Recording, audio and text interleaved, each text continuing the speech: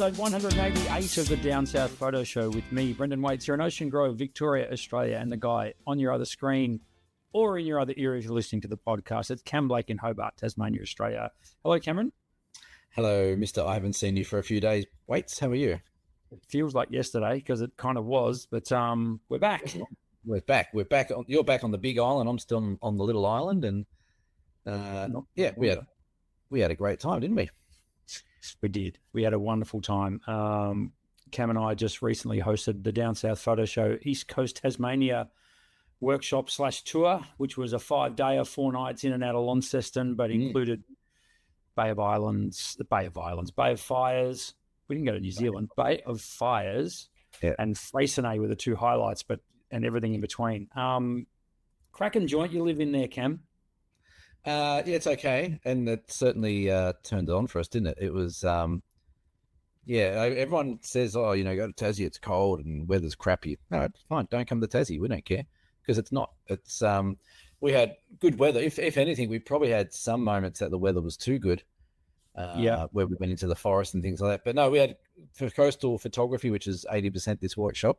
It was perfect. We had a good time. We had good conditions. We had a bit of wind on the dunes, which was great. We had a bit of wave action and swell action for waves exploding, which is great. We had a great group of people, and everyone got on well and was there for the right reasons. And here we are to talk all about it. Yeah, I was just looking back through my photos. I have been over the last couple of days, finally getting to view them on the big screen here. And I don't think I've yielded that many images in such a short amount of time. And that's all down to the fact that the locations that you chose for us were absolutely bang on. We didn't miss. We did not miss. There was not one spot we went to where we couldn't get amazing photos. I mean, it was just so good.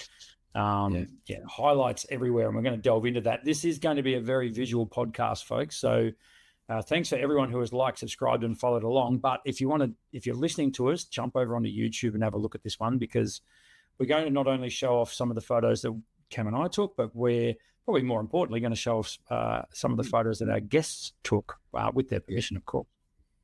We haven't just ripped them off without asking. We could have done. But I think it's in our terms and conditions somewhere, isn't it? We're not that kind of podcast. No, we're not. It was actually quite interesting and quite challenging when we said to the people on the trip, we just want one photo each, please. Yeah. Well, that's the thing. Like, even for us, when we get home, I was the same as you. I started looking through. I'm like, God, I've got 6 shots from there. I've got another 7 shots from that place. I've got 8,000 shots from the dunes.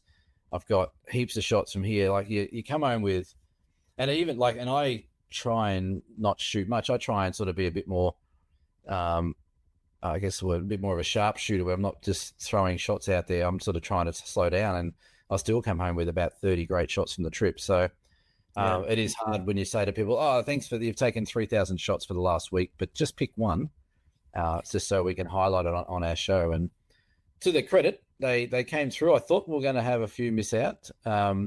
Some people get home and then they just chuck their camera away and look at stuff 6 months later, but everyone was on it. I think they just wanted to get a shout out on the show. I think that's what it was. Yeah. No, you're quite right. I was just going back through. So my workflow generally is I'll create a folder for that trip, and then there'll be a folder within that called Keepers. And the Keepers folder at the moment has 28 photos in it. And I think I'm about 60% through editing. Yeah. So that's going to yield, that'll be 40, 50 shots, which, I'm pretty happy with an average of 10 really good, what I consider to be really good shots a day. So, it was cool. Very, very, very cool location. Shall we start with the photo of the week? And I'm going to put yours up first. Yeah, well, sounds good. How about that? That's my photo of the week. Because this was taken, we got back on Tuesday, I think it was. I was given a day off and a somewhat sleep in on Wednesday, and then Shazbang, who was still down here from the trip that she'd just been on with us, wanted to borrow my services for the day and said, oh, can we go and do something and maybe do some editing back in your studio? And I'm like, yeah, sure. And then I just made a stupid suggestion that let's go to the tessellated pavement for sunrise, and then realized I'd have to get up at 5:30 again. But we'd already locked it in. I couldn't pull out. So, but it was good. We literally had the place to ourselves for the main part of the sunrise. There was no one else there. And then a couple of people rocked up a bit later. And I don't know what is it with people. Like this tessellated pavement would be 400 meters long. We had our tripod set up at this little bit of kelp. There was other bits of kelp. There was other reflection like this. It looked like this the entire 400 meters. And this couple decided that they wanted to come and do selfies right where we were. And they didn't get in our shots as such, but like literally, they were like just here, like right next to us. I'm like, what are you doing? Just bugger off somewhere else. It's that classic case of a crowd attracts a crowd, isn't it? Like they see the photographers there, so they think, right, well, that must be the spot where the light's good or where something's good. So that's just what they gravitate to, I guess. If you've got a 400-meter long coastline and there's no one else on that coastline, you want to go stand next and get in our way. And so shout out to that couple. Next time, just piss off down the beach a bit further. There's plenty of room. Leave us alone. But anyway, so we got down there. I've done this shot a couple of times before, and I was just sort of showing Sharon that, if you wait long enough, that sun comes up and it backlights the kelp and gives it a nice little edge or a glow and things like that. She didn't really listen to that. She decided to go with the same trend that she'd been doing for the last 5 days, and that was to go and get wet. And she got covered in a wave. I didn't see it. I just heard the wave slap over her. And I turned around and she just had water dripping off her everywhere. And I lost my shit for a couple of minutes. I was pretty happy to see that happen. So it was remarkable. Shaz, I mean, look, kudos for dedication, for getting in there and having a crack. She was pretty much the only one that regularly got pretty wet from knee down at every location we went to. Shoes covered. Yeah. First night she's there trying to dry her shoes off in the car, and it was hilarious.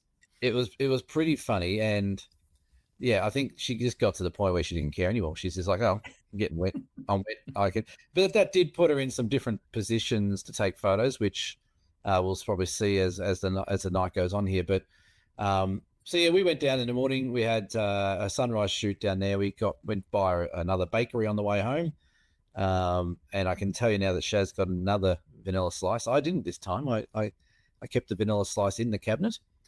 And then we came an egg roll as well. I did have a bacon and egg roll, yeah. No, but did Shaz have a bacon? Oh yeah, she had the bacon and egg roll, the hot chocolate, and the vanilla slice.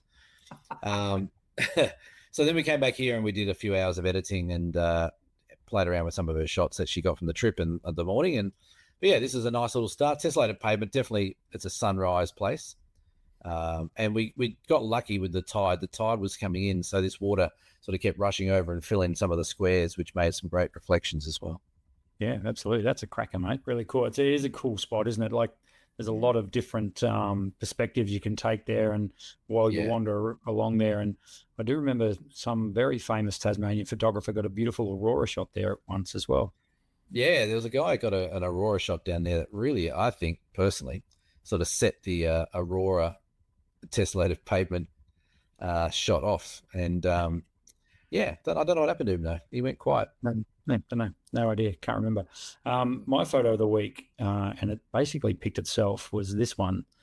This is Bicheno, and Bicheno's crazy. Bicheno is, I tell you what, Bicheno is. It's a sleeping giant. Bicheno is, because you go in there, and we rocked. There was day 3 for us. We got in there, and it was very unassuming. The coastline's sort of there. You can see it. The town sort of isn't right on the edge of the ocean or anything. It's sort of pass through the town on the way to Freycinet sort of thing.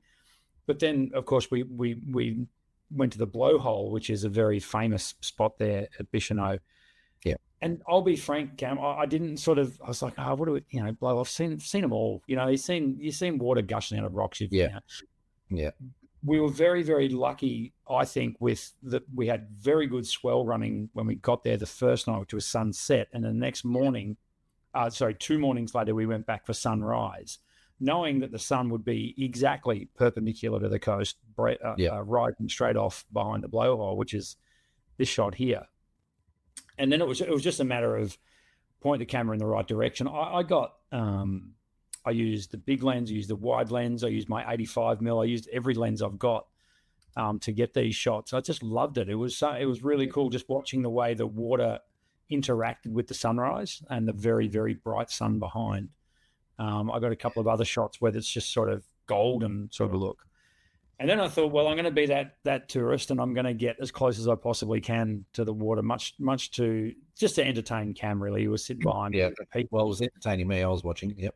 Yeah. And I'm like, righto. I watched a couple of them break, and I went, okay, well, that's where it's going to land. So let's see how close I can get. This is with the Tamron 24-70 at 24 mil on my Nikon Z5 Mark II. Shutter speed of about 1/2000th of a second. It was a heap of fun, as I say, just watching the bursts come. What I really enjoyed about this spot, though, was you got a very, very big hint as to when the blowhole was going to blow. You just hear a crashing wave. So you could just hear the wave sort of hit the rocks a little bit further offshore. And then you knew you had about 3 seconds and this was going to go badooish, which it did. I loved it. It was good fun. And it was something a little bit different. It's like action landscape photography, if you like. Well, yeah, you got to watch. What's happening. I was watching you, and I'm like, I was egging you on. I'm like, go a bit closer, go a bit closer, because there was the other. Remember the tourist that was near that rock on the right? Yeah, and he kept getting closer and closer. Then they got covered in a bit of water and stuff, and I was hoping that you might have got covered in just for entertainment values and shits and giggles. Naturally. Yeah, it's cool though. We were lucky with swells whenever we went somewhere. That when we needed a swell to do that, we got it. Where we didn't need a swell, we didn't need it as well. So, so that was cool. Yeah. No, and what shutter speed? That's pretty fast shutter speed there. It's like frozen all the little droplets, hasn't it? Yeah, 1/2000th. That ended up being. I was shooting a little bit faster than that, but it was losing that sunburst coming through the wave. So yes. I sort of, and that sounds ridiculous. I went from like 1/4000th to 1/2000th, and it sort of worked all right, but. I must admit, I did a fair few of these in burst mode, mainly because like to rapid fire, just because I was really interested in the different. No two splashes are the same, of course. They're like snowflakes, and just trying to pick what looked sort of the best. And the way that was happening with, so the reason you've got darker areas here is that shadow of the water that's blocking the sun in front of it, sort of thing. So it was fascinating. And at one point, I turned around completely. I haven't got a shot to show you, but I turned around, and as I was walking back towards my camera bag and another one of these happened, I was enveloped in shade all of a sudden. And it was it actually would have made really cool video. I should have shot some video of that. But was at the moment you went, oh, here we go. I'm going to get wet here. But very, very cool spot. I thoroughly enjoyed that. That was one of the most active. I've been to that blowhole a few times, and it was probably one of the most active, consistently getting big ones. And I haven't really been there thousands of times, but I've been a few times. But that was definitely one of the better times to get there, because it was exploding and it was right time of the morning and getting that sun coming through it as well. So very cool. Yeah. We started the trip in Launceston and then basically made a beeline for the coast pretty much. Going through, I wish I had the name of that lookout that we went to, but I can't remember off the top of my head. We'll call it the Scottsdale lookout. That'll do. We can call it that, or we could blow your absolute head off windy lookout. Yes. Pete was come on, hurry up. It was very windy, and Pete did wrap up the intro to the workshop pretty quickly. And when Pete talks, you listen. So Pete had heard it all before. So he'd been to Tarkine with us. So yes. He was very happy to wrap us up because we were all freezing and it was blowing an absolute gale. Then we just headed down and went into the forest areas on the way across to St. Helens, which was awesome. That was a really good way to start the trip because we had, again, difficult light, but once you get in that rainforest canopy, we were getting some really cool shots in there. It was kind of a good way to introduce ourselves, although we'd met a couple of the people before. There was a couple that I hadn't met before, like Rob and Kathy. Hadn't met those guys before. And to be able to see and work out where they were at with their photography was great in that kind of environment. Nice and quiet, off the beaten track, no one else there. So you get to have a good chat and work out what their needs are through the trip, which we did lose Rob in this forest, but that was okay. We found him. It wasn't a bad effort, was it? First stop, we lost someone. First stop, and well, we have a 1 person a day reduction policy, so That's true. yeah.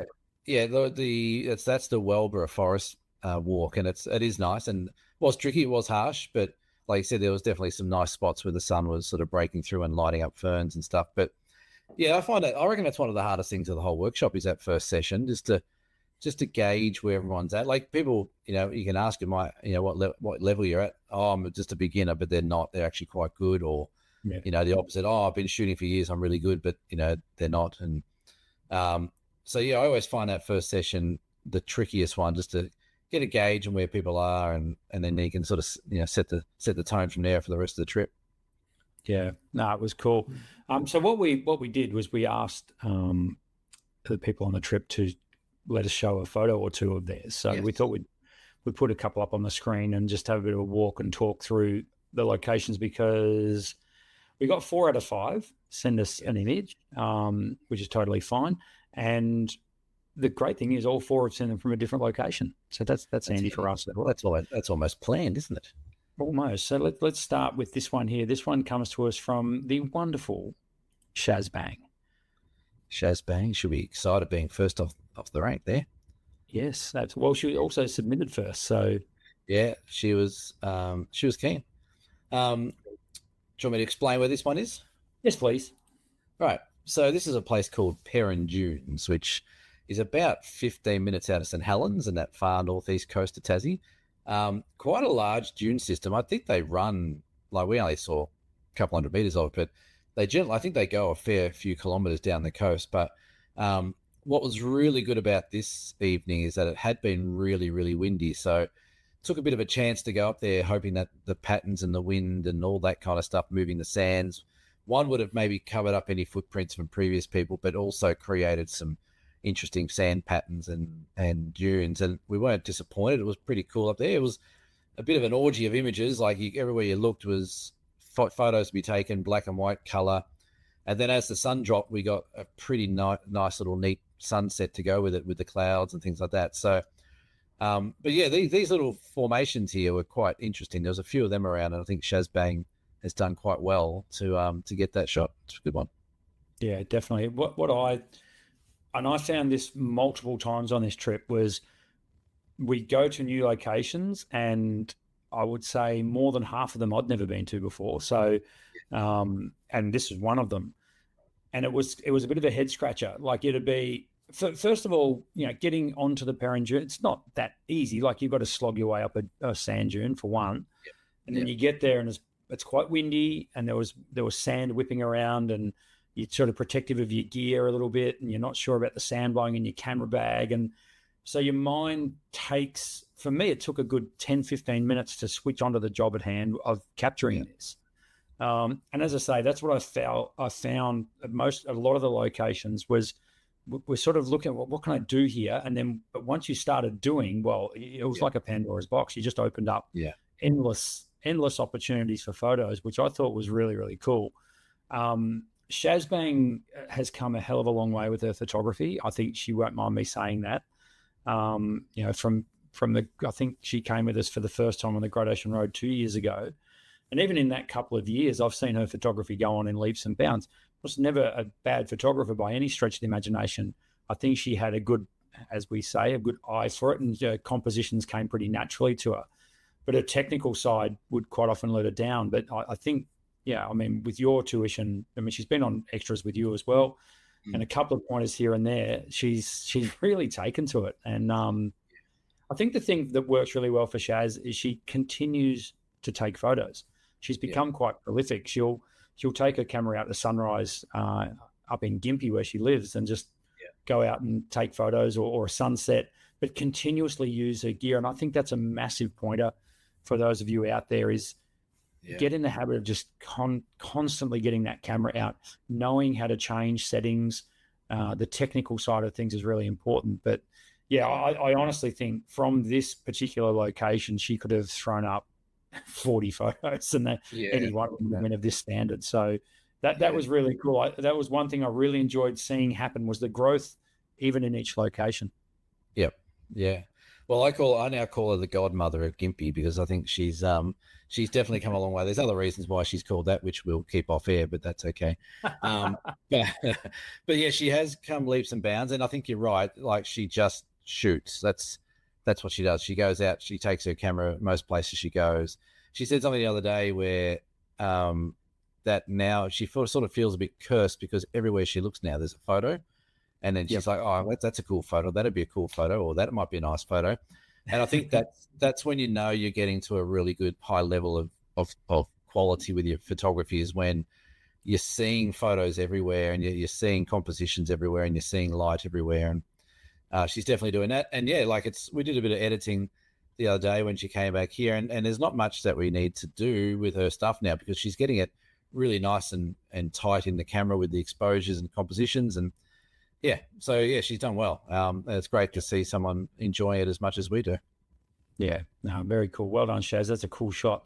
I'm going to skip over to one here. This is from our good friend Pete. Now, Pete is from Ocean Grove, from our neck of the woods, my neck of the woods.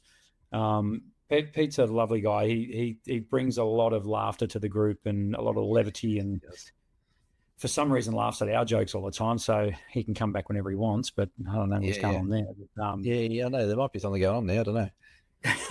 But this was morning 3 when we went up to Cape Torval, which is on the eastern side of the Freycinet Peninsula. What a magnificent sight this was. Beautiful view. Yeah, it goes all right, this place. This works for sunrise and sunset. So anyone coming down the Tassie and doing the East Coast, Cape Torval Lighthouse Walk, it's a proper road. It's pretty easy to go. You got to go. You need a national park pass for Freycinet, but we're looking almost dead south here. It also works for auroras. I've had auroras here and Milky Ways here and sunrise and sunsets. But Pete did a good job here. We only got a little bit of that color over the peninsula there for about 1 or 2 minutes. And I know you guys were slightly around the corner shooting other bits of color down the coast. But I think he was pretty happy to get that shot with the color on it. And yeah, it's a beautiful coastline. And it was nice and peaceful. Again, we had the place to ourselves. There wasn't another person there. We had the dunes to ourselves. There was no one else there as well. So, but yeah, it was a good shot, and I like the composition. I like the water. I've always liked the water on these shots where, sometimes depending on the weather, you might get lots of streaks of water going away from the camera, which I think is nice. It leads you out to the background, but yeah, he's done well there. It's a good shot. Yeah, definitely, and it was good because he staked out his spot and he stuck with it. I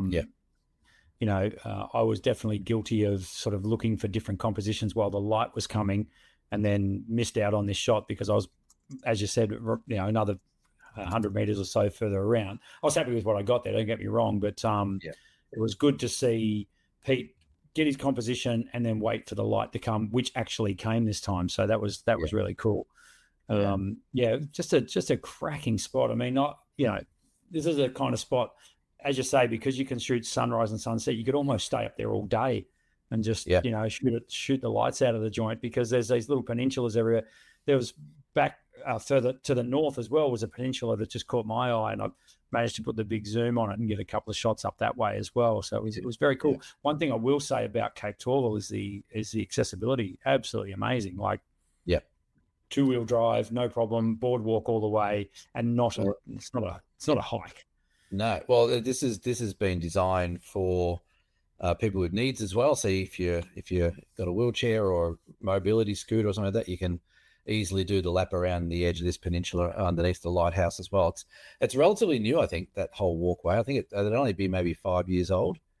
I think it's been redone from an older track that might have just been a dirt track around the edge. So kudos to Tas Parks and Wildlife for making something accessible and in a really, really cool place. Yeah, no, very, very cool. The next shot is something pretty bloody unique. So we had Rob with us, and so Rob shot film. It was so cool. It was so bloody cool and so refreshing to have someone shooting pretty much exclusively film. He did break out a digital camera a couple of times.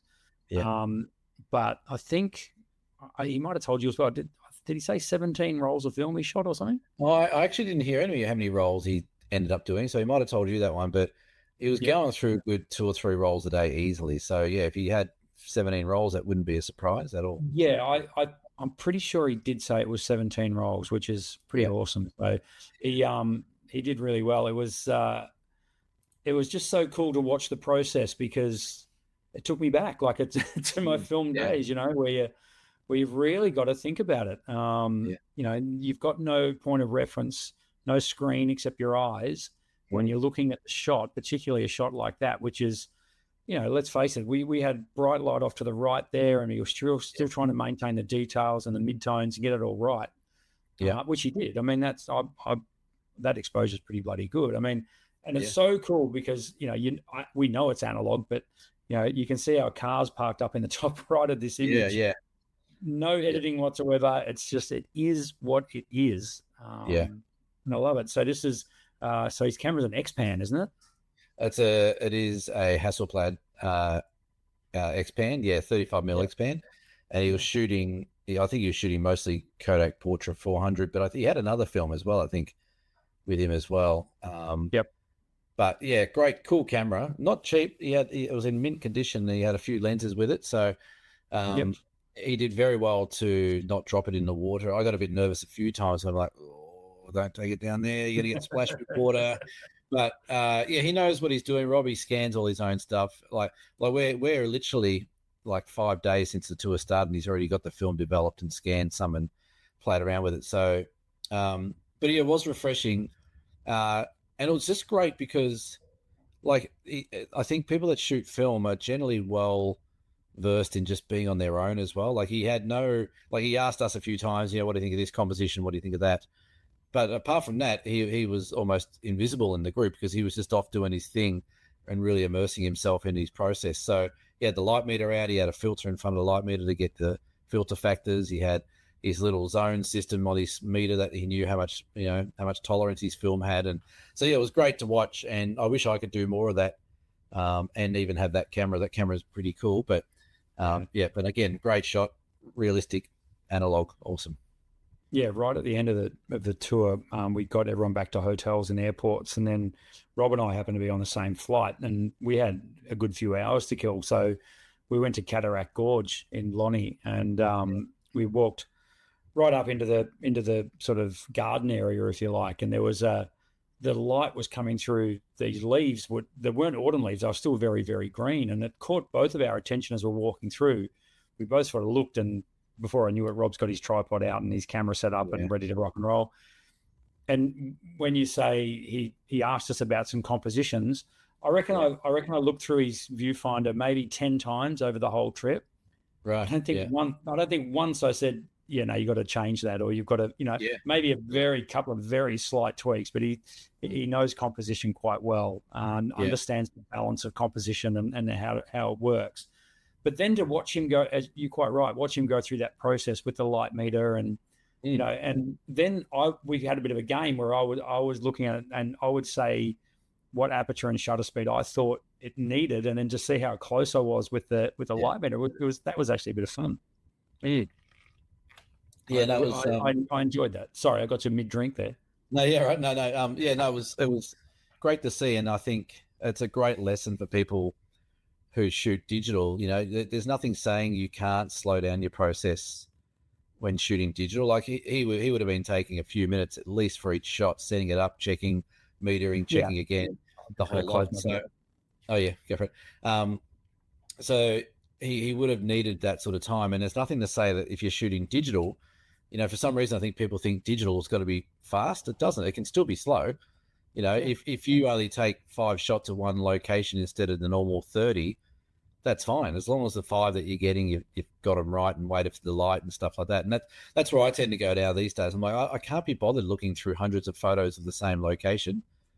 So some people will set up at a sunset and they just take a photo every 30 seconds for 20 minutes. Yeah. You only need to do it every few minutes. Like every 5 minutes, there'll be a change, press the button. So yeah, it was good to watch someone slow the process down. I've just had an idea. We should bring back 256 megabyte memory cards, and that's all you get. That's all you get. What about a 16? I think they used to do 64 megabytes. Oh, well, the early day ones were 16 megabytes. They came with the camera. or You even get 8 megabytes. So I think I've got an 8 megabyte memory card kicking around somewhere. maybe what on the workshop we should go out and buy like half a dozen small memory cards, and just say, right, for this location only, you've got a 40 megapixel, you've got no more than 12 shots. That's a great idea. Yeah, well, look, just to pause the guest photos for a minute, and I think one, yeah, that is a good idea. Two, the photo challenges, mate. Like that's Yeah. what. So every day, Cam and I, sometimes twice a day, would set just a short photo challenge, maybe 45 minutes, where we would just say a theme, and it could be anything, and we would just let people think about that theme and how to capture it. And it didn't have to do a stereotypical photograph. In fact, one of our rules with our photo comps is if two people submit the same photo, they're both disqualified. Yes. Which always means we generally end up, well, in this case, we had 5 people. We had 5 very different photos. Yeah. But I think to a person, although there was a bit of moaning and groaning at the start, I think, oh, really, photo challenge? By the end of it, you could see them. They were quite...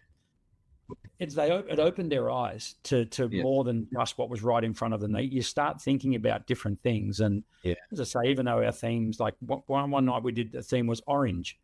And, yes. There wasn't a lot other than the rocks, which was the obvious thing to shoot. There wasn't much more than that. And the shot that Pete came up with to win that was very, very good, very creative. Yeah, that's right. Yeah. Hey, I was just looking at 256 meg SD cards. We might not run that competition. How much? One website says there's one total stock globally, and it's $140. There's another one that says there's 26 available, and it's $160. So not screw that idea. Next podcast, which is probably going to be in a month's time, I'm going to come on here with a 16 megabyte memory card. I know I've got one somewhere. Would that even hold a shot? What's a megabyte? Well, it depends if you crank your settings right back. I think at the moment 16 megapixel camera or something, 10 megapixel camera. I think at the moment my raw files are 32 meg each, so or something like maybe even more than that. So you're not even going to get one. Let's put up another one. This is by Janet. Hang on, let me just make sure I'm putting up her photo and not yours, because that's that one there. Been a long bay, folks. Been a long bay. Sorry to interrupt, Janet, but yes, great shot. Put that service station there. This was a cool spot. So Bennelong Bay is literally 10 minutes out of St. Helens, so it's very, again, ultra accessible, and just down the road from St. Helens. So we're able to get to here in plenty of time for sunrise. And we got there. It actually in St. Helens, it looked nice and clear. By the time we got there and got set up, it was socked in, like the cloud came straight over the top. Yeah. But luckily, because we must be good people, Cam, because the photography gods gave us a gap on the horizon, and as you can see, we've got a crap ton of light coming through it. So it was very, very cool. And this was down on the beach, just in front of the car park, basically at Bennelong Bay. And this was one of those things, again, where the composition pretty much made itself. However, you still had to work with it a bit, because there was gaps of sand, there was grasses, there was rocks. The water was starting to, I think tide was coming in, so water was starting to, well, Shaz got her feet wet, so it was probably coming in. And to be able to get the movement on the water as well. Yeah. And again, challenging, backlit, shadows to contend with, low light to contend with, shade to contend with. So I think Janet's done very, very well here with this shot. Yeah, that's the location where the Bennelong tree used to be, around to the left there, but that fell over a couple of years ago. So yeah, it's a real bit of it's a really hard one to do. And we did get a little bit lucky and unlucky, because it looked really, really good when we got there. And then this cloud just built up from nowhere and came in so quick. But then we did have that little slit of light underneath that sort of underlit some of the clouds. But yeah, it's a tricky one. It wasn't the greatest light for the morning, even though it's like a bit nice and orange out the back. It was a real tricky one for light. So to get a shot with a bit of movement and the clouds and the sky and everything like that, the composition's nice. It was just that was probably the trickiest morning we had, I felt, with the light. It wasn't playing for us. It could have lit up that whole entire sky there with under light of the clouds, but it didn't. It just did this little bit, and that was it. So Yeah, it was a bit of a tease, wasn't it? It went. We thought it might have, and I got a bit excited. I was up on a sort of a couple of boulders off to the left here.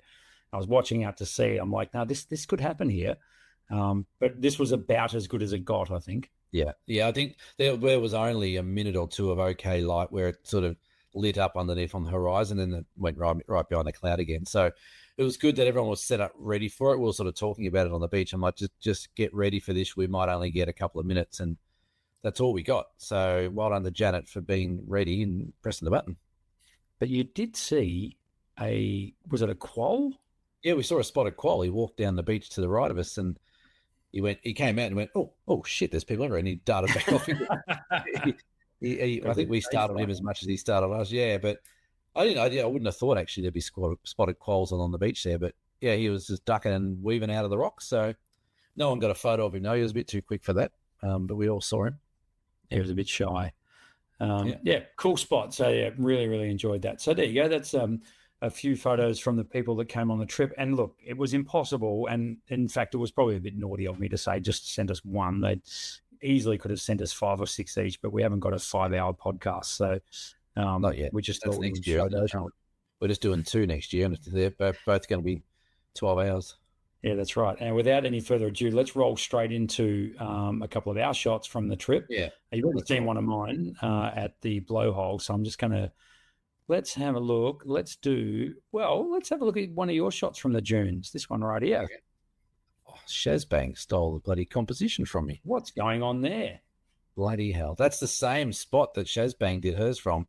Yes. I thought the dunes were one of the highlights for the trip for me. We had so many awesome patterns and streaks of sand and the dunes all crumbling and creating these cool little patterns. So I was having a ball out there. Shaz and I walked a bit further out. The hard thing was trying to keep the footprints out of all the shots everyone else is taking, but we walked up a bit further. But same thing, same sort of shot. I think this is slightly earlier than when she had a bit more of the pink sky as the sun dropped down. I was there a bit earlier. So good fun though. I did enjoy that moment. So yeah, that was cool there.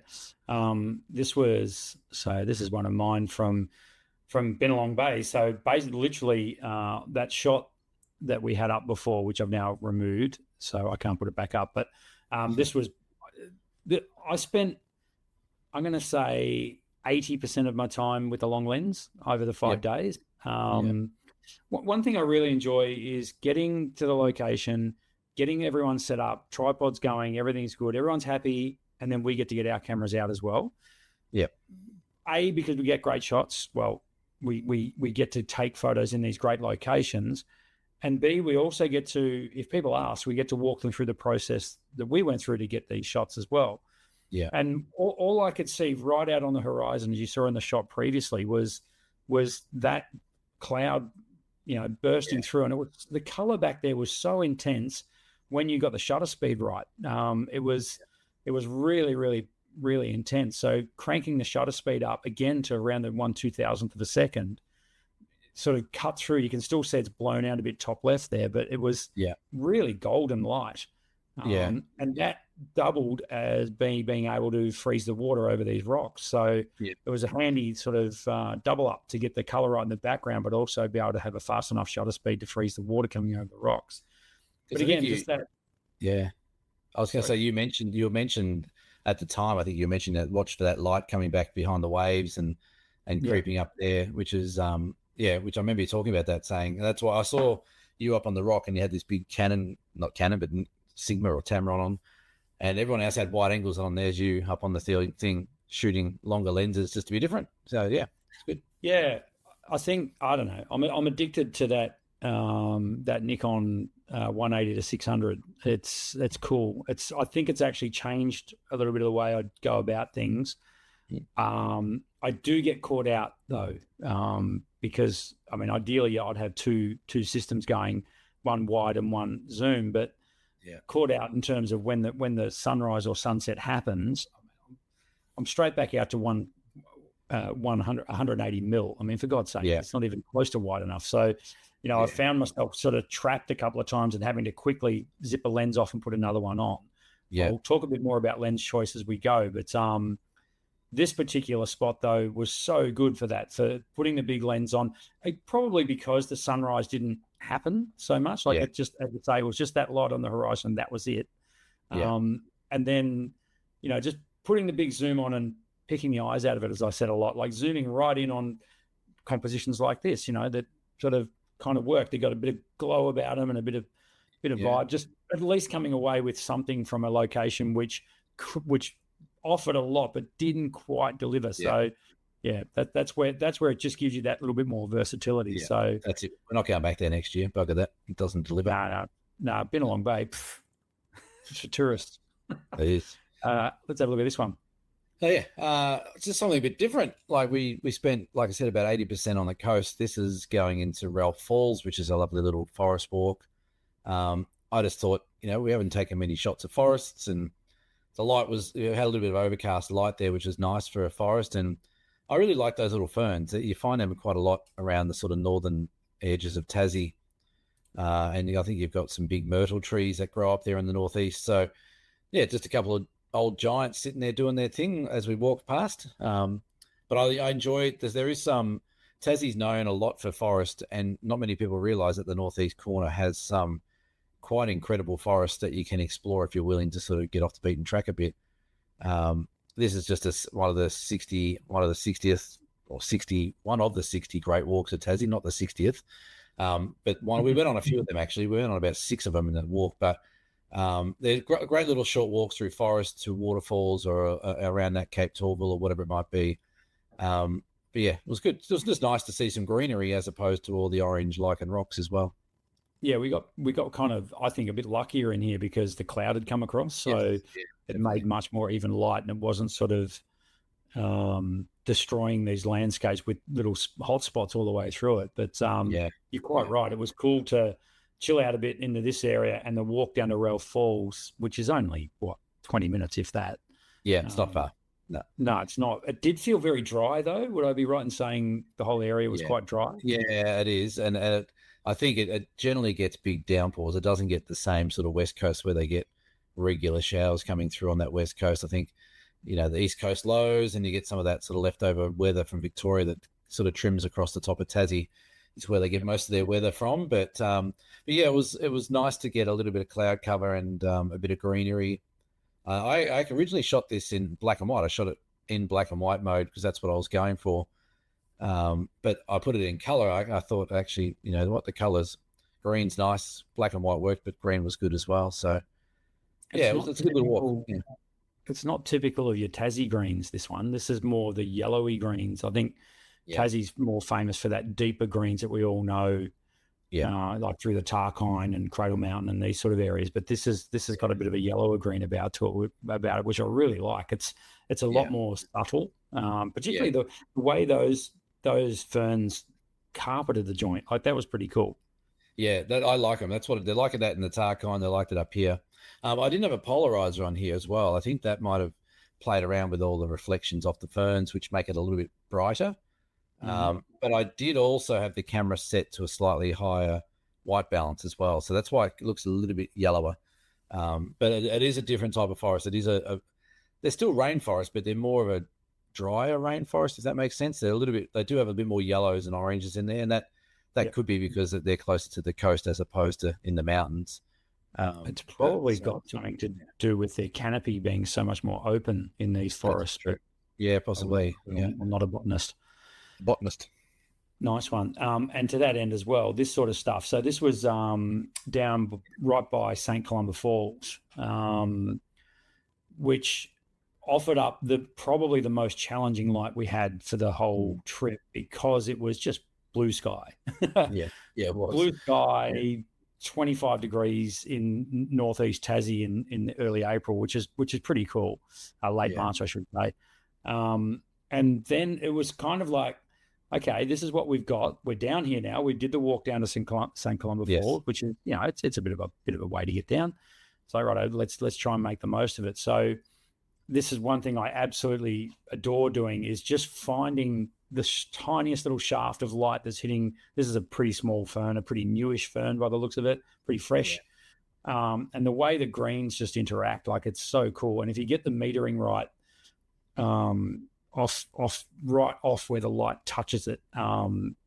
It's quite cool. I did play around a little bit similar to you with white balance, but I did this after the fact. I actually had to, I think with this I actually had to cool it down a little bit. It was it was too golden, so I brought it back a little bit. And I really enjoyed, like, this is 24, Tamron 24 F28. This is at 2.8 wide open, 24 mil, and got it as close as I possibly could to that leaf. That leaf, by the way, is no bigger than my pinky finger, like probably. Yeah, right. I actually thought it was much bigger. Yeah, it's tiny. The little frond that you can see off to the right there wouldn't be any more than 2-3 centimeters long. And I actually shot this. I think while I was holding on to, maybe it was Rob's tripod, because he didn't want his tripod, so he went down by the shoreline, the little creek. Yeah. And I'm just stood there waiting for him to come back up. And I saw this and went, and just sort of did that one-handed sort of thing, got in as close as I could to get that shot. But yeah, again, it's the kind of thing I could shoot all day long if you let me. I'll just keep looking for these. And when you get the shadows behind, just accentuating the light that's actually hitting them, that's where it floats my boat for sure. It's a good spot, St. Columba Falls. It's a bit of a walk down, but yeah, we probably bummed out with the light while we were there. We saw a snake. That was one thing that people saw. We saw it looked like a tiger snake just go across the path in front of people as they were walking down. But yeah, it's a lovely spot when it's wet. When we've done our East Coast trip there before, it's also one of the better places in Tassie for fungi as well. If you're chasing fungi in the next month or two, St. Columba Falls down the bottom, that little river comes through. There's quite a lot that generates down there. But yeah, it's one of those things though. If you're in the forest and you've just got crappy light, instead of throwing all the toys out of the cot and going home, there's always little pockets, these little micro landscapes and little micro shots you can get that just isolate a little bit of light that's snuck through the canopy and, highlights the color and, using a soft depth of field, you can create something really quite artistic. So never give up in a forest is my advice. There's always something. 100%. There's shots everywhere in the forest. You can't go wrong no matter what the light. Let's have a look at this one. Yep. That's one. So this is at Cozy Corner. This is our first sunset that we had. We had some massive waves. You can sort of see there's a big wave at the back there. But we had some massive waves crossing over the coastline. But just again, these nice rocks, these lichen rocks. This one had like a little vein of yellowy orange going through the middle of which I was trying to work to my advantage. Pretty straightforward shot, but we had some nice light. You can see the light coming from the left over the coastline. I was trying to sort of line it up with big waves in the background. So this is one of those moments where you might chew through a memory card when you're trying to get that drama caught, and you can't create that drama yourself without waiting. So that was a good spot though. It was funny. We walked there and we went to walk around the corner, and everyone just went, too windy. Let's go back around this side. And we spent probably a good hour and a half shooting these rocks and the big waves with long lenses, wide angle lenses. Shazbang got wet just down around the corner here, sort of taking a photo of another rock in the water. So there was plenty of compositions around, but it was really Mother Nature saying, look, if you pop around the other side of this little headland, you're going to get blown off the beach. So maybe just stay around here and see what you can get. So I think everyone, it was a very relaxed start. It was good. Everyone sort of just chilled out and could see what we're trying to achieve and could see that going around further was going to be a bit uncomfortable. I think everyone had a go at sort of doing different compositions and different shutter speeds to try and slow the water down and different long lenses to get waves. And it was all sort of happening there without really moving around much. Yeah, no, it was cool there. So this is where I learnt the harsh lesson that I really should have taken my my 16-30. I ummed and ahed about it, and I was like, no, I've got my 24-70, and I've got my big zoom, and I had my 85, and I wanted to maybe try a little bit different sort of stuff. Yeah. In some ways, I'm kind of glad I didn't take my 16-30 because I might have been sort of wedded to that for a lot more landscape and missed out on some of the big zoom stuff. But there was definitely some opportunities for ultra wide, and this was one of them. So. Yeah. Just further to the left there was where the waves were washing over the rock, and both you and I and a couple of them, we were all there trying to get that slow shutter speed washing over the rocks, but my wide angle was nowhere near it. I had the widest I had at my disposal was 24 mil, and I kept getting my iPhone out and looking at 0.5, which I think is around 15 mil full frame. Yes. Like, yeah. oh, dude, why didn't you? That lens is so light and small. I don't even know why I didn't bring it. But anyway, let that be a lesson to you. But it was certainly that was one of those spots where I was like, damn it, I haven't got anything wide enough here. And it happened again a couple of times further on, but this was 24 mil is great. I used to love 24 mil as landscape. I used to think that's the landscape. That's what I'm going to shoot, blah, blah, blah. And then I went to 21 mil. I'm like, oh, that's the one I want. That's the landscape. That's the one I want. Then I went to 18. I went, oh, this is good. I can get more, blah, blah, blah. And then I get to 16. I'm like, why did I even start at 24? So yeah, it's a tricky one. When you got 24 and you want to get more in the frame, you can see what you could possibly get, but you just can't get it in there. It's a bit frustrating, I know. Oh, the amount of times I was trying to zoom it wider. Yeah. And then I look behind me and go, oh, I could back up, but then I'm standing in the ocean with Shaz, or I'm falling off this cliff, so probably don't really want to be doing that. But that was interesting. Well, what do you know? Another example with big zoom stuff. So this is back at the Perrin Dunes that we saw before. And I think while Cam was talking to the group, I just kept walking further and further backwards across the dunes and because the dunes sort of fell away behind us, so I could get lower and lower angles. And my goal was to have the sand that's blowing, you can see that in the foreground, just to blur out the bottom part of the dead. Was it a whole tree? I'm assuming it's a whole tree that's been buried by the sand. Yeah, I think there's a few of them there, and they're different every time you get there because obviously the dunes move around. But yeah, I think it was a dead old tree. Yeah, and the sunset this is when it was just starting to kiss the horizon and start to happen. Yeah. And again, using the big zoom just to isolate a very, very narrow angle on these dunes, absorbs all that color, and that's exactly what it did here. And this got to a point it was just getting silly. Like, it was just getting better and better, and I couldn't stop. I think I got this photo 80 times from slightly different angles, just trying to line the little twigs up so they weren't sort of blocking each other out and getting them as best side profile as I could. I had a lot of fun. I think I started yahooing and hollering here, which is typical of me. Not that anyone could hear anyone because it was blowing a gale. He couldn't hardly hear anything anyone was saying. I don't know how many times Shad said something to me like, what are you doing, man? She's right there. Good spot. This one here, Cam, this one's got a good story behind it. Yeah, this is one where I had a Shaz moment. I went down. This is at the blowhole, which is the same sort of shot you took, but further down the coast, looking back at it.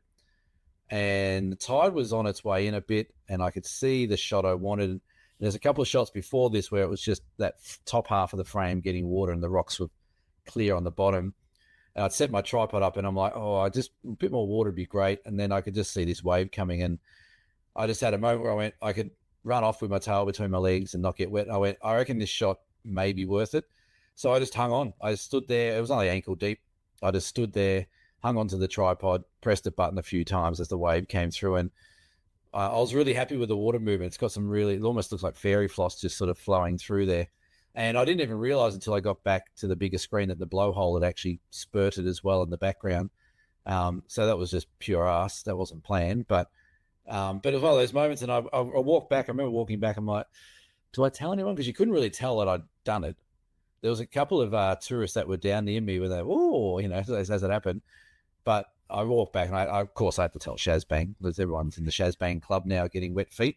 So but I'm really happy. This is probably one of my favorites from the shot, from the trip actually, because there's something mesmerizing about that water movement that just, again, it's just pure luck. I don't even know what the shutter speed I had on it was.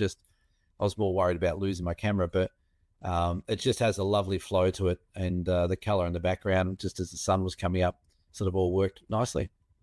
Yeah, it looks like champagne coming over the rocks there. Very, very cool. If I had to guess, I'd say it'd have to be somewhere north of a third of a second, surely. Like, were you tripod or handheld here? I was tripod. I reckon. Actually, I can tell you what it is because I've just got it on my screen here. I reckon it was a couple of seconds from my memory. Okay. It's 1 second. 1 full second. There you go. Yeah. Yep. So I don't know how that works, but yeah, anyway, my shoes dried out, my pants dried out, the tripod was fine. Actually, I haven't washed my tripod now I think about it. Probably should have done that. It's now packed away in its suitcase for the next trip. Yeah. I've seen your other tripods that have had salt treatment. There it is. Hasn't moved from the side of my bag since I got home. Fantastic. So yeah, no, it was again, lovely spot along the east coast of Tassie. All right. I reckon we've got time for one more each. What do you think? Yeah, if you want to. So this was back up at St. Columba Falls. I think I tried too hard. I really wanted this shot, and the light was bull dust. Like it was nowhere near the right time to be there.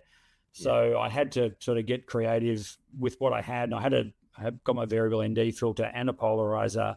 The problem with this shot, so I put this up because it's pretty much one of my mistakes, and I like to learn from my mistakes, is basically right in the center or just to the left of center. You can see this big hot spot where so the sun was literally hitting the water washing over the rocks there.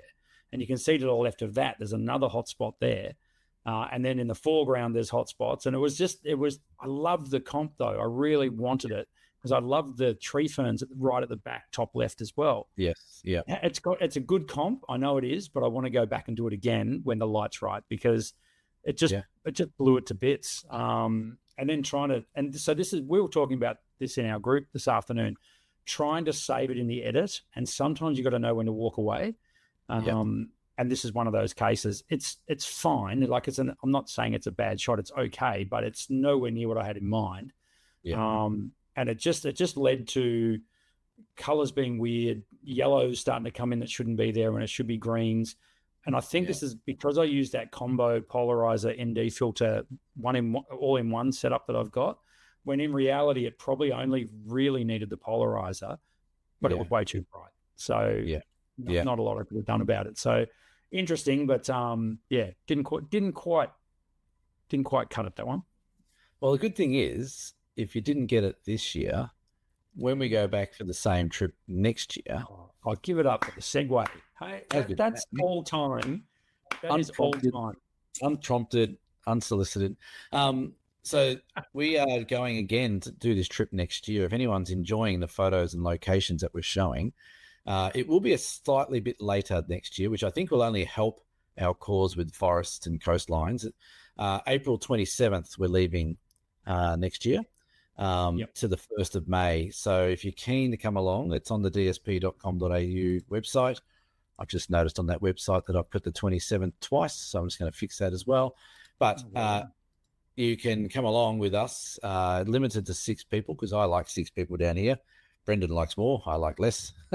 Works out well. So if you are keen to come along, the East Coast, as you've seen so far, is an incredible place to photograph with endless opportunities. So if you want to come and join us, at the moment, there's 6 spots available. We've only just started to promote it now. We've only just jump on dsps.com.au. Want to name for the website dsps.com.au. And lucky last, this is your shot from Binalong. Yes, yeah. So Janet's just next to me, somewhere a couple of meters away, and that was it. That was about the moment that I thought was the nicest. So I pressed the button where we got a little bit of a sun star, but it was a tricky one. The sky had the clouds in there, so we were able to sort of grunge them up a bit and play around with it. And as I was saying in our little group chat today as well, so Janet, like I've sort of edited this in 2 ways. I've done the foreground to get how I want the foreground to look, light and composition and contrast and saturation. Then I've just edited the sky to make it look a bit more dramatic. It's one frame. It's not a composition. It's still the same frame. And we spoke a lot about, getting it all right in camera and getting the exposure and understanding dynamic range. And, when you're the right time of day, you can fit a lot in your files in regards to light. And that's what we've sort of done here. We've used all the pixels we got in that one frame to play around with it's almost a split edit, really. Edit for the foreground and edit for the sky. And the sun star is real. It's shot at f16 and did okay. Now, total segue, not a segue, total like off-topic thing. I watched the latest Thomas Heaton video this morning. Yes, and the one in Cornwall. Yeah. And just some of the things he was saying didn't make any sense to me today. He did a shot looking directly into the sun and said, I shot F22 to get the Sunstar because that's all you can get a Sunstar with, where generally we would sort of advise not going F22 because you start getting diffraction and soft edges. And then he put his polarizer on as well to look straight into the sun, which generally polarizers have minimal effect looking into the sun. I just thought it was a bit strange that he said that. So maybe I'm missing something and maybe I'm not. But I watched that and I went back. Did he say that? No, that doesn't sound right. So yeah, and then he shot the whole thing on F10. So he must have done a whole heap of different things. Yeah. I was watching that episode at work today, and I was very busy at the shop, but I was sort of tuning in and tuning out. And he put one shot up that had very similar to your shot with your 1 second exposure before. It had the very milky water. Yes. And then he flashed the exposure time up on the screen and it said 1/4 second. And I'm like, hang on, it didn't look, I don't know. I don't know whether he mistakenly put the wrong settings on the screen. I don't know. Anyway, it just didn't, it didn't seem right, but great location though, where he was at. That was a good one. Yeah, unless you got a really big van and you can't park it anyway. But I think the tide coming in there, it was cool. Yeah, he must do a lot of composites, I think, because that one that he was talking about, he said he shot at F22 for the Sunstar, but then when he flashed up the settings, it was F10. So he's obviously done a shot for the sky and a shot for the water and then put them all together. So like I said, and we spoke about it a bit today as well, everyone edits differently, everyone shoots differently. I like the idea of trying to get one shot in the frame and without having to drop in skies or do anything fancy and just use the light in that one frame to create an image. Others don't. There's no right or wrong. If I say anything, I'll get chewed out for it. So there's no point. But Bidalong Bay, great spot. Would have been nice if all that cloud lit up underneath, but alas, it didn't happen and we just got what we got. Yeah, no, it was... it was an epic trip. Really cool. I mean, we barely scratched the surface there with just a handful of images. We didn't want this podcast to go for 5 hours, but the Freycinet Peninsula itself, and in particular the sunset, our first night sunset in there, was again it promised a lot, but didn't quite deliver. But again, we got the gap on the horizon to give us a little bit of light coming through. Yeah. But I think that was my fault because I made a prediction on the sunset and never do that. Well, I think it might have been the Melbourne Football Club's fault because we ended up listening to the football and just let the customers want. Hang on, are we trying to promote this tour? And you can't have everything, can you? We didn't just sit and listen to the footy in the car while the customers went out for 10 minutes, and that doesn't sound like something. That's right. It wasn't good enough that that they had a win. We couldn't also get the sunset as well. So we can't have both. No, that's exactly right. So cool trip. Really enjoyed it. It was a great time with you, Cam. Always good to hang out and show people your neck of the woods. We've got a few more trips coming up this year as well, which we're looking forward to. That's going to be a lot of fun. You can find all the details at dsps.com.au. We're off to your neck of the woods next. We're off to your neck of the woods at Great Ocean Road. I think Kangaroo Island first. Yeah, for you and I, next is Kangaroo Island. Yeah, sold out, and then we're off to the Great Ocean Road, sold out. What we don't have sold out is the Tarkine to Cradle Mountain workshop, which we have a couple of places left on that one. That's a cracker of a workshop. That's the workshop that I should have been doing for a decade, and I realised that 2 years ago that, hey, that'd be a good idea. Yeah. So get on board, come along, have a few laughs. We have lots of laughs. There's plenty of laughs. We certainly do. Yeah. I want to jump ahead to. I mean, thank you for putting this run sheet together because it's yours. I want to jump to the last item on there, which says workshops and cyclones. Yes, this is interesting, Cam. Can you share? I can share. Yeah. So in a couple of days, I am on a big mechanical bird flying to the very far north of Australia, into far north Queensland, Cairns and the Daintree, and there just so happens to be another cyclone building up in the next few days. Probably by about midweek, there might be Cyclone Owen. Apparently, it's going to be called. And depending on what models you read, it'll either be hitting north of Cairns or right on Cairns, where I'll be roughly being by this time next week.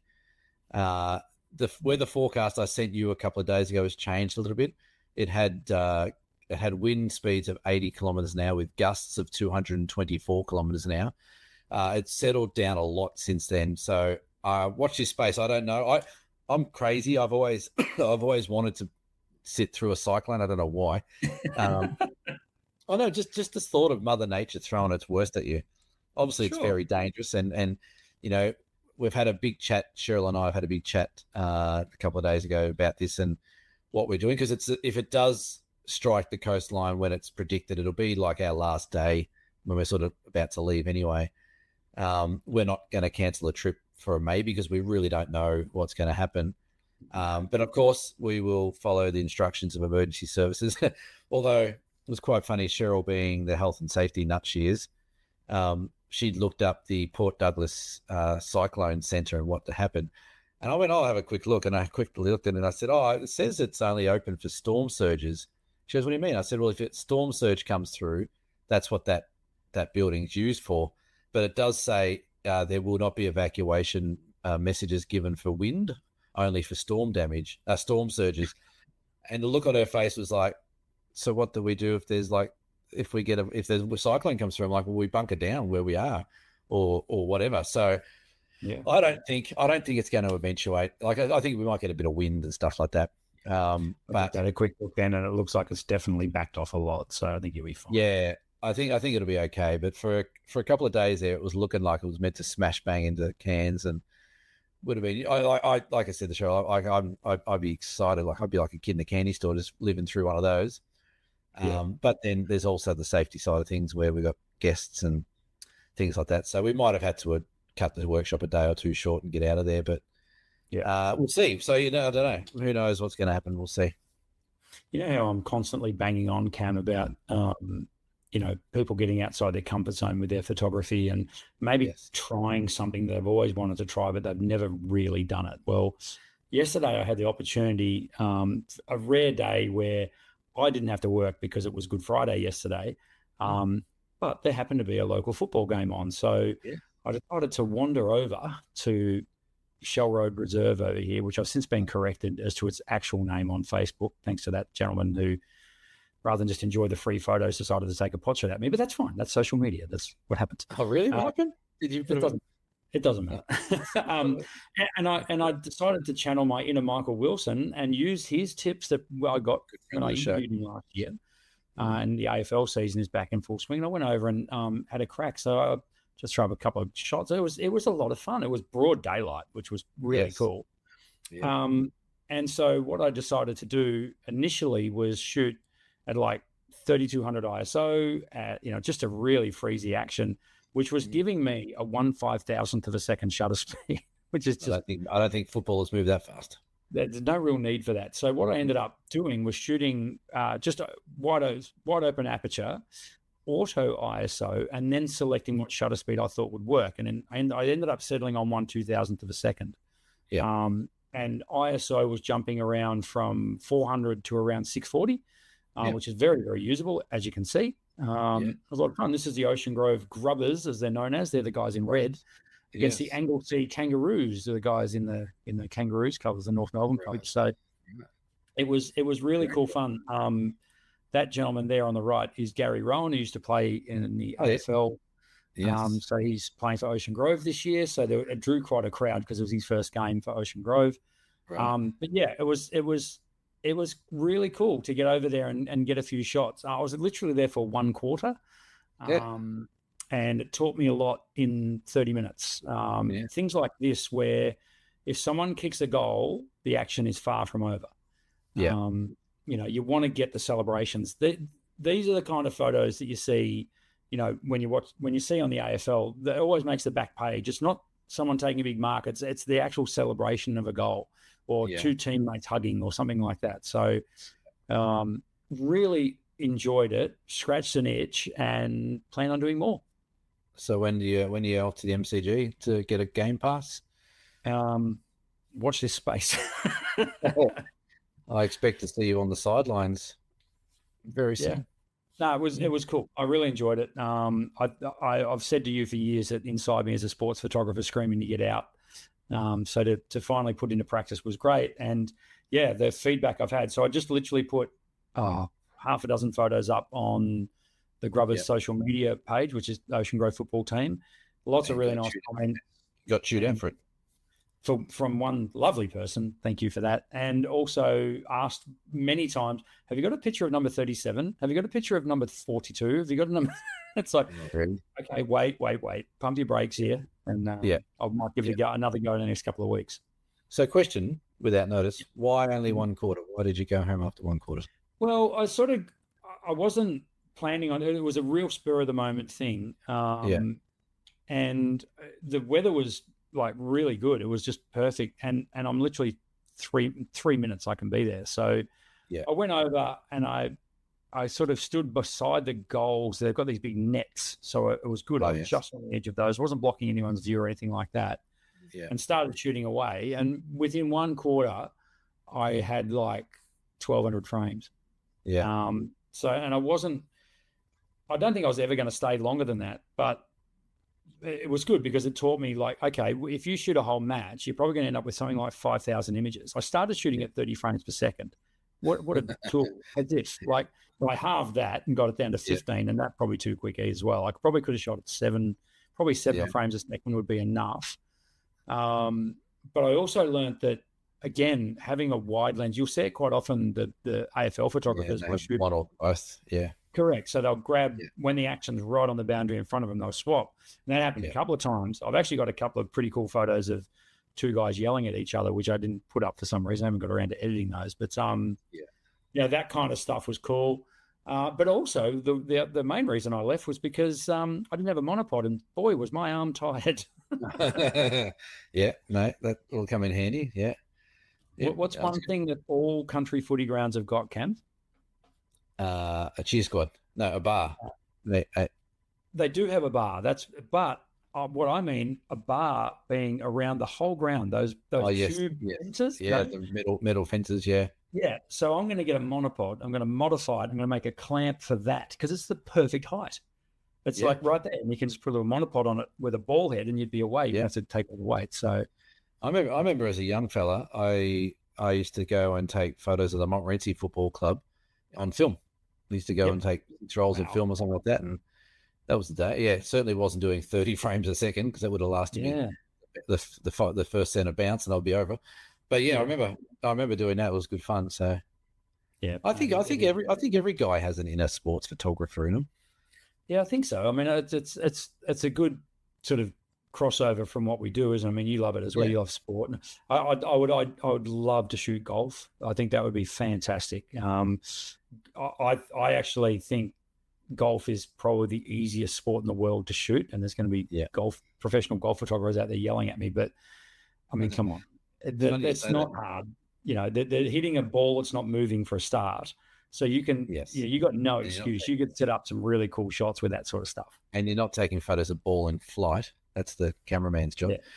There's a guy in Australia somewhere. I can't remember his name. He takes golf shots all around the world. He's Gary someone or something like that. I don't know what it is. Gary Lisbon golf photography. That's him. Gary Lisbon. Do you know him? I don't know him personally, but I know his work. He's quite good. Yeah, well, he put up stuff from 7 Mile Beach down here.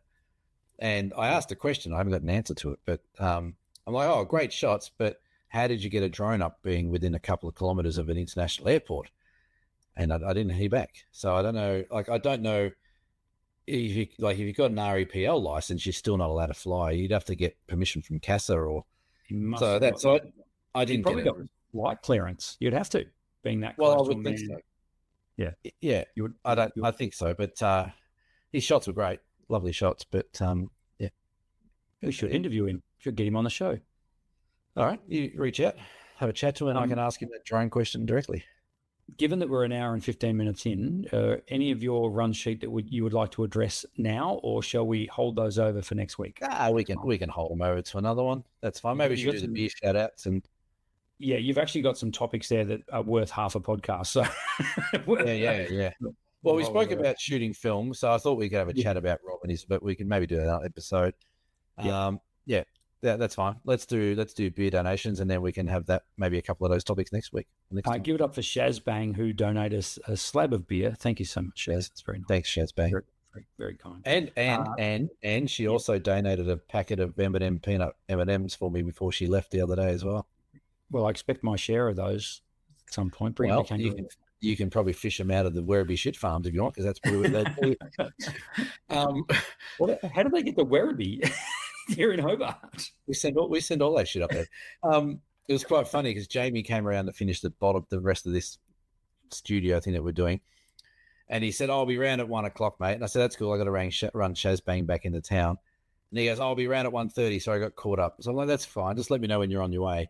Next minute, he's walking in the garage. He's parked behind my car, and then his mate has also parked it behind his car. And I'm like, "Sorry, Shazbang, I'm gonna have to get you an Uber." So she got an Uber back to the city, which would have been cheaper than driving my car, I think, with the fuel. So true. But on the way out, she left a packet of peanut M&Ms on my desk. They were gone by the end of the day. I was starving. I hadn't eaten anything. So apart from the bacon and eggs sandwich at the bakery. Peanut M&Ms are very good. Yes. But thanks, Shazbang. Yeah, for sure. So, yeah, Shazbang with the slab. Pete Langdon, thank you, Pete, who was on our trip and bought us a beer. Appreciate that. Jenny Cooper.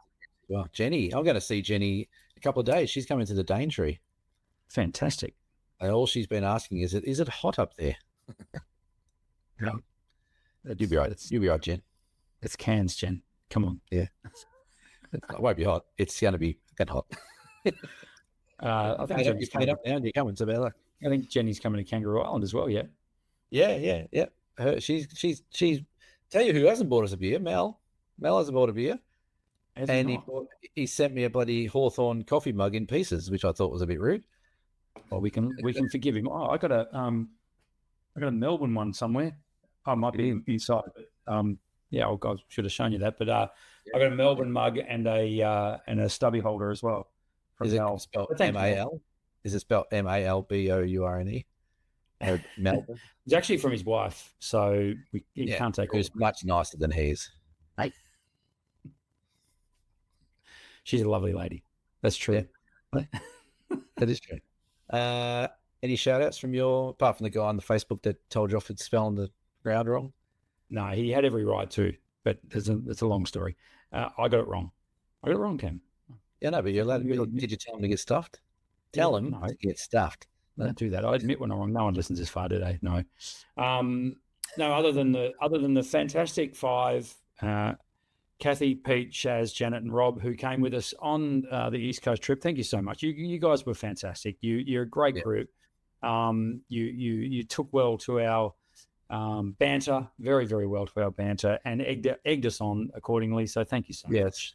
Well, it was mentioned to me on the quiet a couple of times that everyone thought that you were much more relaxed than normal. They thought, who is this Brendan Waits guy who's coming out with jokes and talking about petrol stations that have just been built? There was a couple of them who thought that's not the Brendan we expected on you. So it was great. It was great. That's a good thing. It was wonderful. It took the shine off me a bit, which is great. So, geez, 53 years and I'm finally coming out of my shell. Who would have thought? Well, that's okay. You're off to it says here coming up, Cam, big month. Yeah, that's it, big month. Another month. That's a hell of a trip, hell of a game. So Monday I fly up to the Daintree. This is how stupid. I know. Again, I don't know why it happens. I don't remember organising things like this. But what I've got to take into account is that I have a trip that goes from, like, say, the 1st to the 5th of whatever month. That's great. But I don't get there on the 1st and I don't leave on the 5th. So I always think I've got like a couple of days buffer either side, but then I've got 4 or 5 days is the buffer getting there and back sort of thing. So Daintree macro, which I'm looking forward to. And then I come back to Melbourne for 2 days, and then we're off to New Zealand for our 8-day trip around the South Island in New Zealand. We come back to Hobart for 1 day, 2 days after that, and then we're off to Cradle Mountain for another 5 days of macro workshopping. And then we're back in Launceston for 2 days, and then we're off to the Osgeo Tarkine workshop there. So it's just stupid. Based on my 13-year-old daughter's attitude in the last hour or two, I think she's ready to see me take off for another few weeks. So it's a big month coming up, and then a little bit of time off after that, a few weeks off after that. But yeah, looking forward to I think I'm finally starting to just relax more on these workshops. Now that I'm doing them and getting them right and things going right, touch wood. Like I don't seem to stress as much as maybe what I was. So Yeah. I'm looking forward, and because we've done a couple of them before, when you've done more than one, you sort of get a bit more relaxed with them. So Yeah, well, it's of good. course, and that's the secret to a good workshop is knowing the locations, knowing Yeah. the times, and you're quite right. Like, I think you can make them stressful if you really want to. And there's no need for it. No, And there's no point because that just rubs off on other people. So you just want to. Yeah, that's true. You got this down pat, and you got. I'm assuming Cheryl's coming with you to each of those. Yeah, Cheryl is. We sent a message to each other before. We're sort of almost having a competition of who gets the shits with each other first on this trip. So who gets fed up first? But yeah, so she's on all of them with me. So she's my full-time sidekick, which is good. She's been on the WhatsApp message today, the Daintree people sending out messages and getting that all prepared. So again, less stress for me. And so we'll be traveling around. I'm thinking of playing a game of golf in New Zealand. I've actually got 3 or 4 days in New Zealand before our trip starts. So I'm thinking of playing, I think it's called the Fables course or something, which is just out of Christchurch. Okay. Looks good. So, yeah. So I'll have my golf caddy with me if she wants to come along. All the golf courses over there are fantabulous.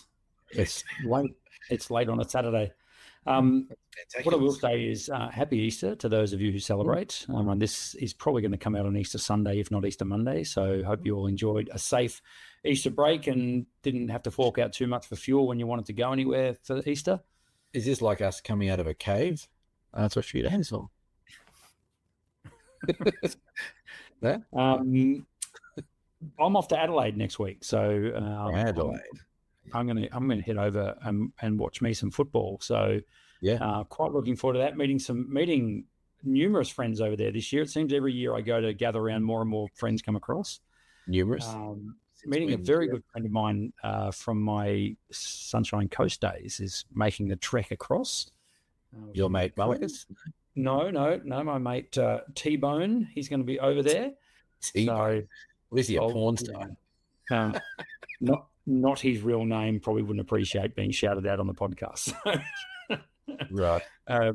He's coming across with his daughter, which will be cool because I'll have Abby with me, and we do have good mate Gus coming across with his family. So, are you driving across or flying across? Yeah, we're going to drive if we can make it. If there's enough fuel to get home, we've got a vehicle that will get us there on one tank and back on one tank, but that's the in-between bit that we don't know about. Just hoard. Just go steal some, hoard some like everyone else will do. Apparently, that's the dumb thing, right? Yeah. Dumb thing or done thing? Both. Yes. And then, cool. it'll be, we are in autumn officially. So I'm very, very keen to go probably back up to Dalesford. I think I mentioned that last pod that I'm keen to head up there and just do the autumn colour thing again. Like it rolls around every year, but every year I get excited by it. Go chase some fresh stuff. There's one spot in particular that I shot 3 years ago, maybe 4. Geez, could it be 4 years ago? It was on the podcast. So, and it's up at just out of Dalesford that I'm really fingers crossed I can get a good shot there. So I'll go and check that out. Nice. Well, just as well, you mentioned that because we do have our current competition going because no one listens this far, which ends on the 19th of April. So that may end before our next episode, depending on how we line things up. But the topic of the photo competition is wide, a bit like our heads. So yeah, that closes on the 19th of April this month. At the moment, we've got some really, really cool shots coming through. Well, that's a good one. Yeah, that's a good one. Yeah, so get your shots in. It's on the pinned post on the Down South Photo Show Facebook page. Get on there, post it up, share it around.